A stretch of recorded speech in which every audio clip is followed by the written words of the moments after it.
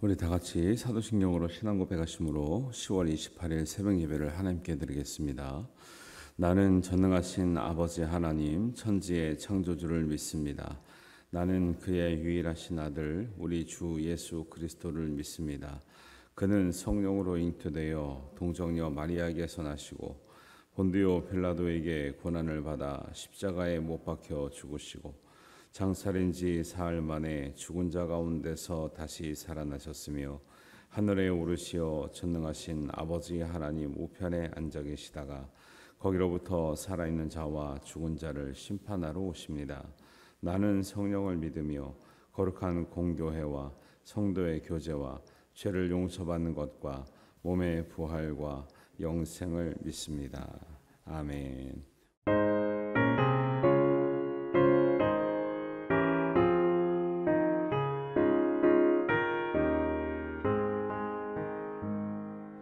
예수는 나의 힘이요 내 생명 되시니 구주 예수 떠나 살면 죄 중에 빠지니 눈물이 앞을 가리고 내 맘에 근심 쌓일 때 위로하고 힘 주시니 주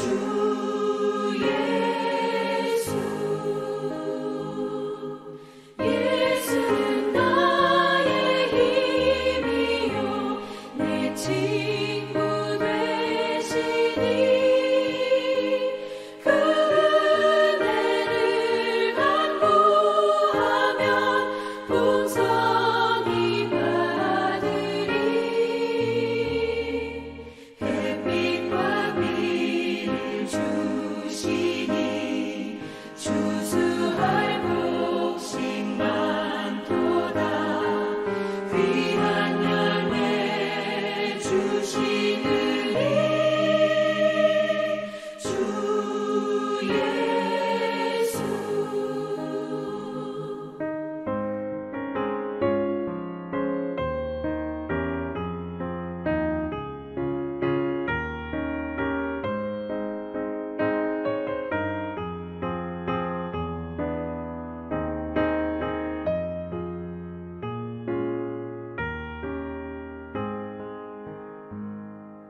예수는 나의 힘이요 내 기쁨 되시니 그 명령을 준행하여 늘 충성하겠네 주야로 보호하시며 바른 길 가게 하시니 의지하고 따라가리 주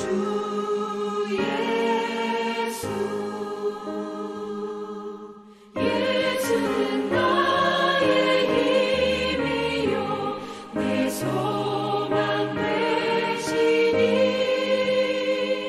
이 세상을 떠나갈 때 곧 영생 얻으리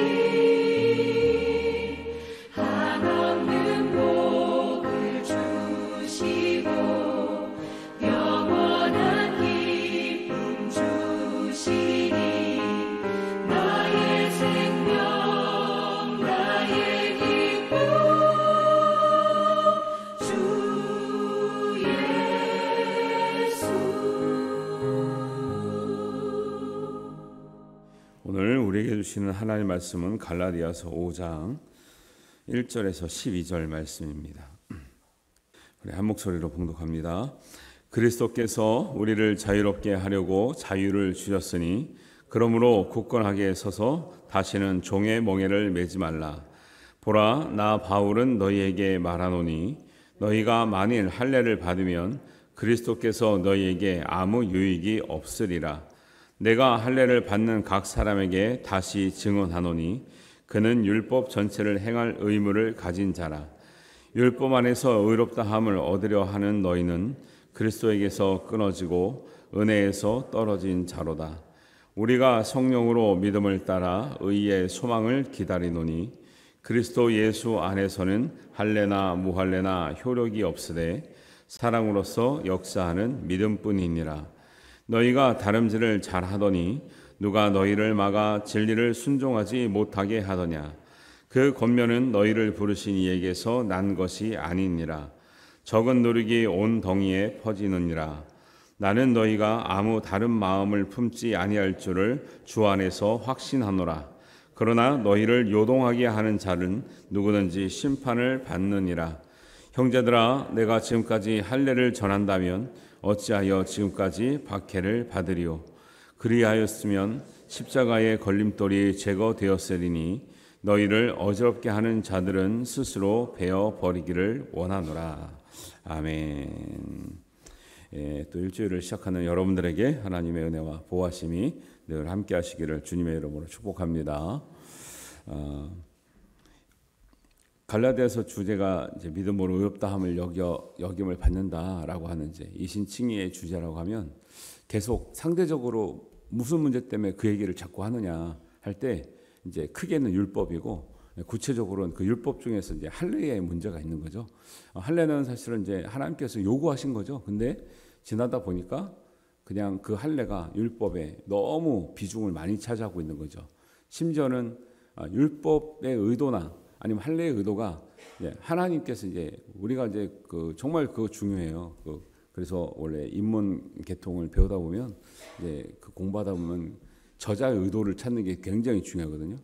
이제 성경의 저자가 하나님이시니까 하나님은 이 말씀을 왜 하셨을까? 예수님은 이 말씀을 왜 하셨을까를 깊이 있게 찾아 들어가는 그런 노력들이 되게 중요한 거죠. 하나님은 율법을 지켰을 때 율법에 매이라고 주진 않았겠죠. 그리고 성경의 곳곳에도 내가 율법을 줄 테니까 너희들은 여기서 매여서 살아야 된다. 너희들은 자유가 없다. 이렇게 말씀하시지 않으셨다는 거죠. 율법이 있기 전에는 너희가 죄가 죄인 줄 알지 못하기 때문에 내가 율법을 통해서 너희가 더 이상 죄 가운데 살지 말고 죄가 죄인지를 깨닫고 죄에서 자유하게 살으라는 뜻이 그렇거든요.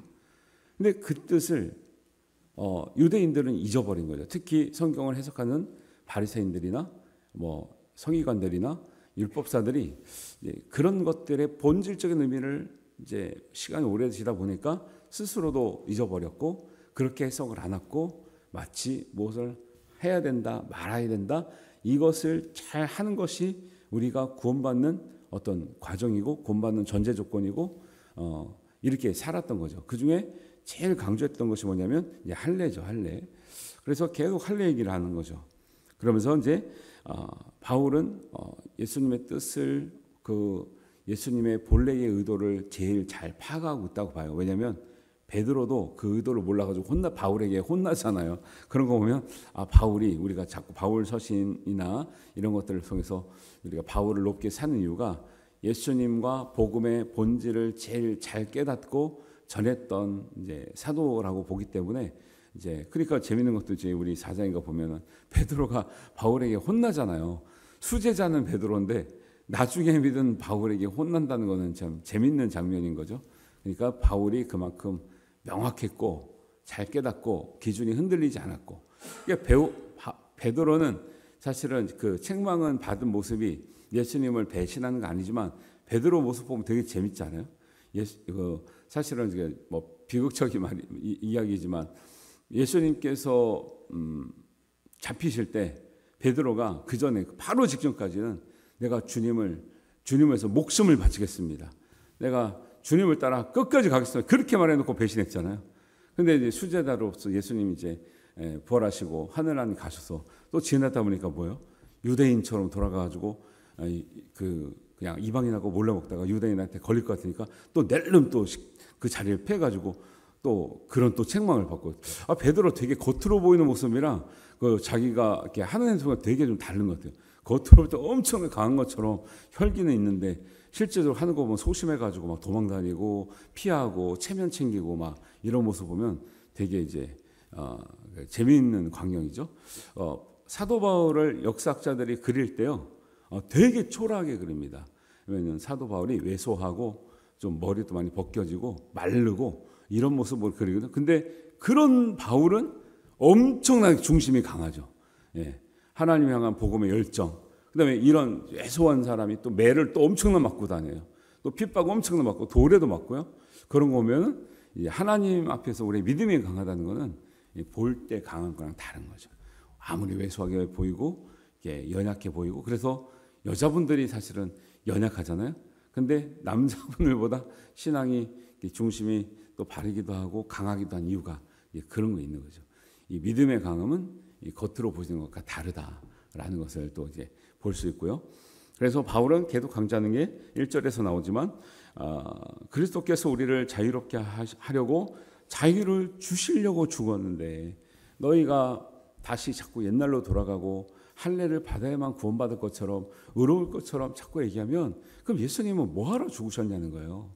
예수님은 뭐하러 죽으셨고 우리를 위해서 그렇게 희생하셨고 그렇게 사시냐는 거죠. 그래서 다시는 종의 멍에 매지 말라고, 종의 멍에를 매지 말라고 그렇게 희생하셨는데 그 의미를 꼭 새겨야 된다, 이런 얘기를 계속 하고 있습니다. 바울은 그전에도 3장에서도 그랬죠.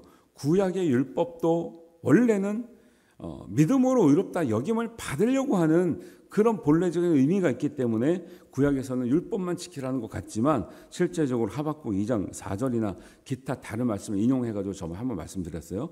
하박국 2장 4절에 보면 의인은 그의 믿음으로 말미암아 살리라고 분명히 구약 성경에도 믿음으로 의롭게 된다는 말씀이 있다라고 바울이 증명을 해주고 있었죠. 근데 이제 아무리 그렇게 얘기해도 못 깨닫는 사람은 못 깨닫는 거죠. 예.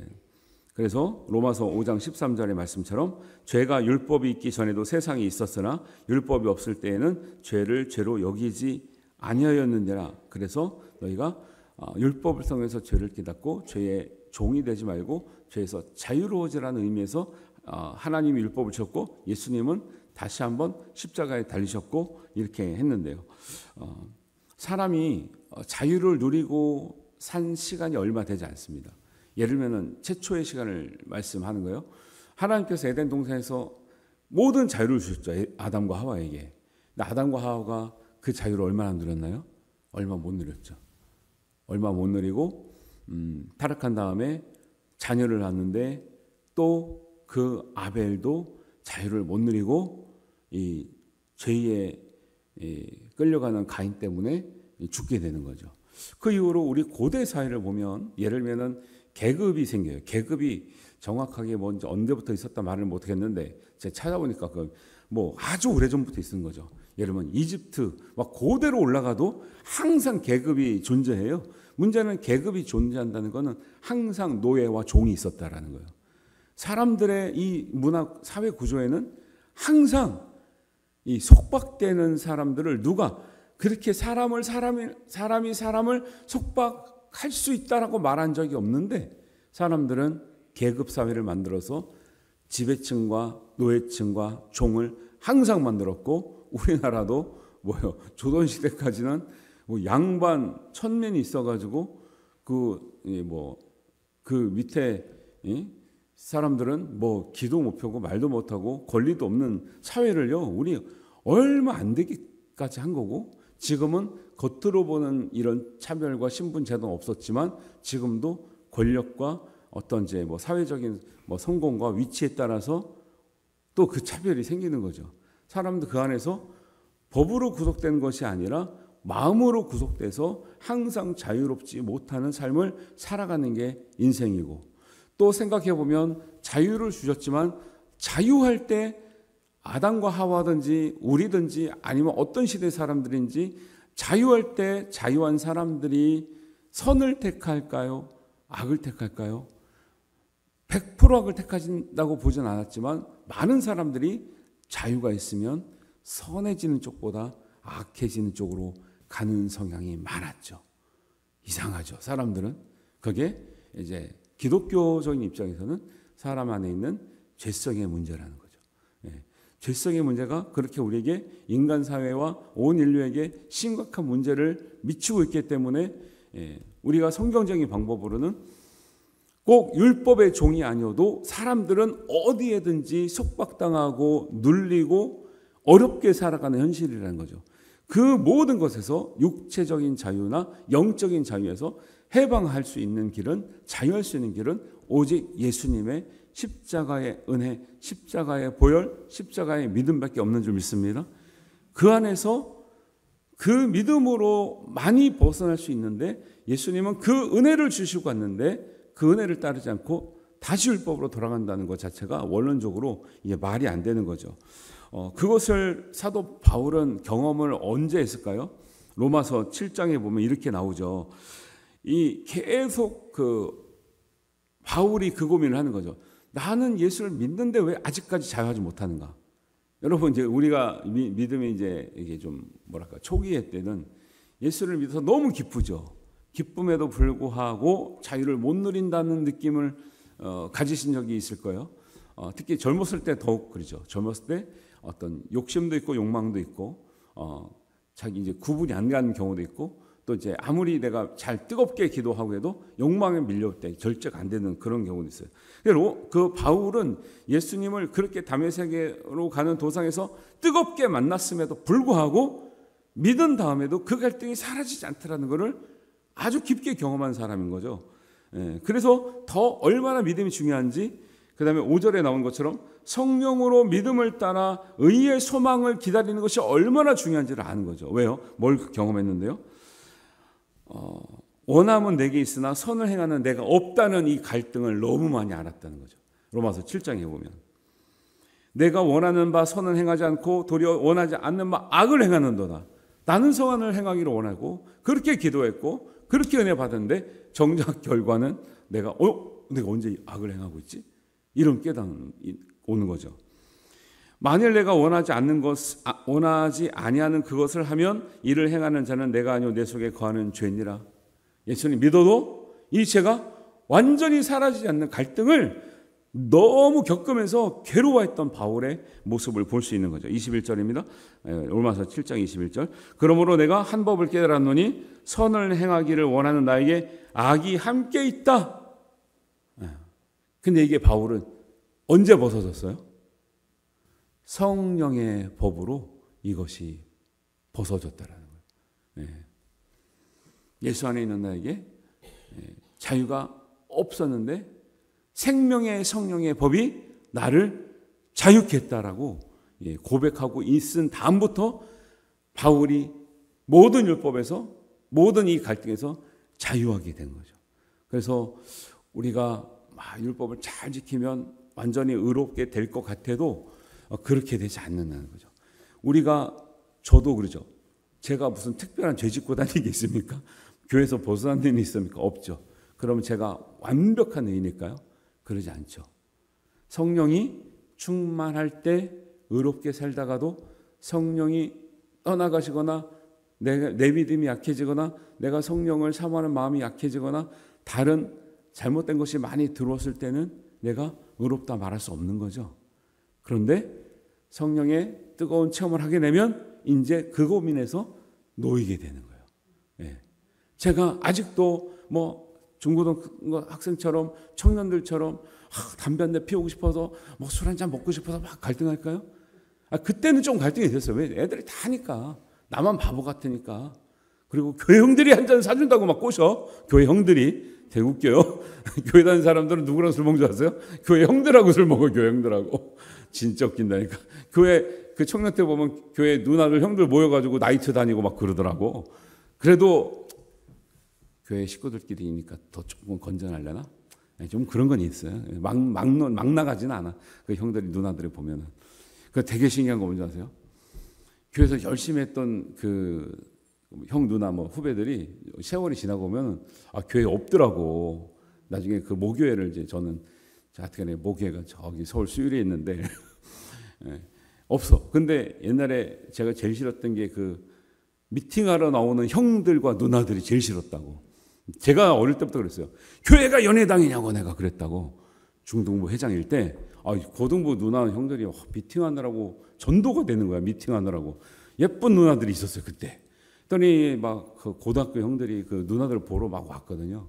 그래서 내가 열받아가지고 교회가 연회당이냐고 고등부 형들한테 내가 중도 회장으로서 막 큰소리 쳤는데, 아니 그렇게 온 형들은 지금 집사되고 막 장로님 됐어요. 근데 그렇게 어릴 때 열심히 했던 애들은 또 없어. 그거 보면 은혜구나.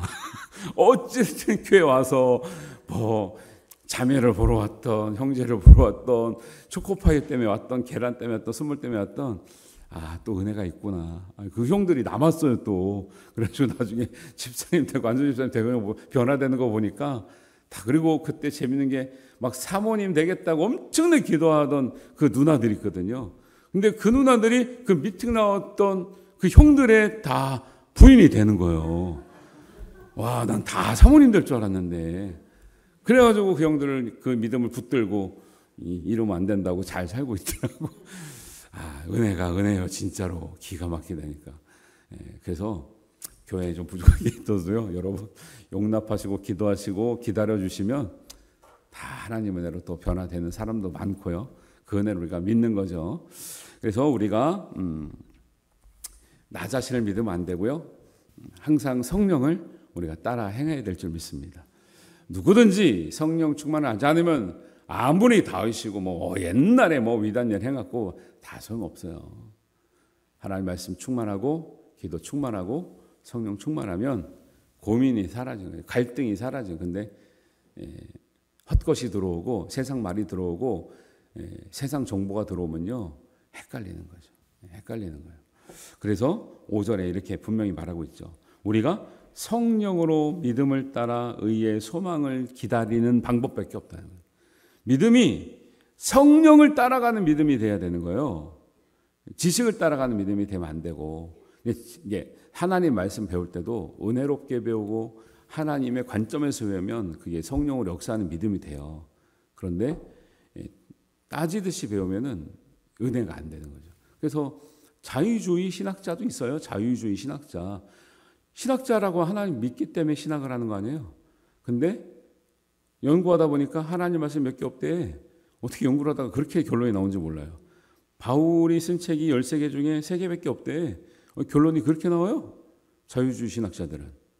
이상하죠. 우리는 무슨 주의다? 복음주의, 개혁주의 입장을 따라가고 있죠. 성경의 말씀이 하나님께서 모든 성경은 하나님의 감동으로 주신 것으로 우리가 모를 뿐이지 틀린 것이 없다라고 믿는 그런 믿음에 이제 서 있는 거죠. 근데 그 자유주의 신학자들은 뭐예요? 틀린 게 있을 수도 있다. 이렇게 보니까 틀린 걸 계속 찾아내는 거야. 자기 생각이 안 맞으면 다 틀렸다고 보는 거지. 왜? 이거 시대적으로 안 맞고 앞뒤가 안 맞고 뭐가 안 맞고 뭐가 문화적으로 안 맞고. 그러니까 맞는 게 몇 개 없다는 거예요. 그렇게 믿어서 어떻게 하나님 믿습니까? 성령을 따라가는 믿음을 가지시기를 주님의 이름으로 축원합니다. 6절에 보니까 그리스도 예수 안에는 할례나 무할례나 효력이 없으되 사랑으로 역사하는 믿음뿐이라. 믿음은, 우리의 믿음은 어디에 근거해야 되냐면 성령을 따라가는 믿음, 사랑을 따라가는 믿음에 역사한 그 기반한 믿음이 되될지 믿습니다. 믿음이 있다고 하는데 사랑이 없으면 울리는 꽹과리와 같다라는 거죠. 믿음이 있는데 성령이 없으면 그 믿음이 하나님의 역사를 따라 큰 믿음으로 성장하지 않습니다. 성령은 감동을 주세요. 내 믿음이 작더라도 성령의 감동을 따라 정말 믿음이 작은 것 같았지만 하나님을 위해서 때론 순교도 하고 헌신도 하고 내 것을 드리기도 하고 정말 시키지 않아도 전도도 하고 기도도 하고 그러는 건데, 성령의 감동이 없으면 작은 믿음이 그냥 작은 믿음 그대로 있는 거예요. 난 작으니까 작은 것만 해야지 이렇게 돼. 감동이 있으면 내가 믿음이 작은 것 같은데 하나님은 크게 역사해요. 그게 사랑으로 역사하는 믿음이에요. 여러분 믿음을 가지실 때, 믿음을 위해서 기도하실 때 성령을 따라, 믿음을 따라 의의 소망을 기다리는 그런 믿음 갖게 되길 바라고요. 오직 사랑으로 역사하는 믿음으로 승리하시게 되길 바랍니다. 이 믿음이 우리에게 필요한 거지 다른 믿음이 필요한 게 아니에요. 율법을 지켜야 된다고 강조하는 믿음, 아는 척하는 믿음이 필요한 게 아니라 성령으로 역사하는 믿음, 사랑으로 역사하는 믿음이 우리의 믿음을 크게 하고 우리의 믿음이 비록 작을지라도 연약할지라도 하나님께서 크게 사용하시는 은혜가 될 줄로 믿습니다. 이 은혜를 따라서 일주일 동안 승리하시고 하나님의 은혜 가운데 거하시는 여러분들이 되시기를 주님의 이름으로 축원합니다. 네, 기도하겠습니다. 하나님 아버지 은혜를 감사합니다. 우리가 오늘 아침 말씀을 통해서 우리를 요동케 하는 자들의 말을 따라가는 것이 아니라, 우리를 어지럽게 하는 자들의 말을 따라가는 것이 아니라 그것을 끊고 오직 성령을 따라, 사랑을 따라 역사하는 믿음을 따라가기를 원합니다. 율법을 매이는 자가 아니라 하나님 율법 안에서, 진리 안에서 자유를 누리는 우리 모두가 되게 해 주시고, 그 자유 때문에 더욱더 그리스도 예수님께 감사하며 예수님을 닮아가며 하나님의 은혜를 충만하게 누릴 수 있는 은혜 되게 하여 주시옵소서. 감사드리오며 예수님의 이름으로 기도하옵나이다. 아멘. 하늘에 계신 우리 아버지, 아버지의 이름을 거룩하게 하시며 아버지의 나라가 오게 하시며 아버지의 뜻이 하늘에서와 같이 땅에서도 이루어지게 하소서. 오늘 우리에게 일용할 양식을 주시고 우리가 우리에게 잘못한 사람을 용서하여 준 것 같이 우리 죄를 용서하여 주시고 우리를 시험에 빠지지 않게 하시고 악에서 구하소서. 나라와 권능과 영광이 영원히 아버지의 것입니다. 아멘.